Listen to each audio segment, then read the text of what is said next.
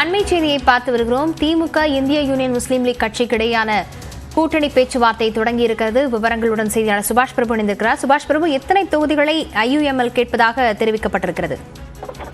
கடந்த 2019 நாடாளுமன்ற தேர்தலில் இந்தியன் யூனியன் முஸ்லீம் லீக் கட்சிக்கு ஒரு தொகுதியானது ராமநாதபுரத்தில் இருந்து கொடுக்கப்பட்டது.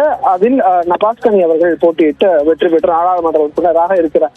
இந்த முறையும் அதே போல ஒரு தொகுதி அல்லது 2 தொகுதி கேட்பதற்கான வாய்ப்பு இருக்கிறது. நமக்கு கிடைத்திருக்கக்கூடிய தகவல்படி மீண்டும் ராமநாதபுரம் தொகுதியில் போட்டியிடுவதற்காக தங்களுக்கான வாய்ப்பை திமுக கூட்டணியில் தர வேண்டும் என்று இந்தியன் யூனியன் முஸ்லீம் லீக் கொடுத்திருக்கிறது. மிக முக்கியமான ஒரு கூட்டணி பேச்சுவார்த்தை தான் பார்க்கிறது. ஏனென்றால் சிறுபான்மையினருக்கு எப்பொழுதும் திமுக தங்களுக்கான உறுதியாக இடம் கொடுக்கும் என்ற நம்பிக்கையின் அடிப்படையில் இந்த முறையும் தங்களுக்கான இடத்தை கேட்டு பெறுவதற்காக IUML இருந்து வருகிறது.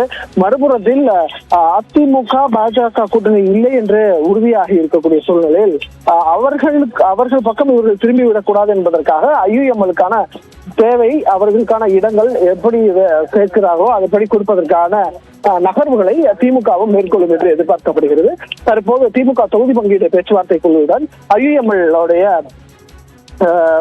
நிர்வாகிகள் பேசி வருகிறார்கள். அக்கட்சியின் மாநில தலைவராக காதர் மொய்தீன் தலைமையில் பொதுச் செயலாளர் முகமது அபுபக்கர் உள்ளிட்டோரும் இந்த ஆலோசனை கூட்டத்தில் பங்கேற்றிருக்கிறார்கள், பேச்சுவார்த்தையில் பங்கேற்றிருக்கிறார்கள். அதன் பின்னராக அவர்கள் செய்தியாளர் சந்திப்பு நடைபெற இருக்கிறது. விவரங்களுக்கு நன்றி சுபாஷ்.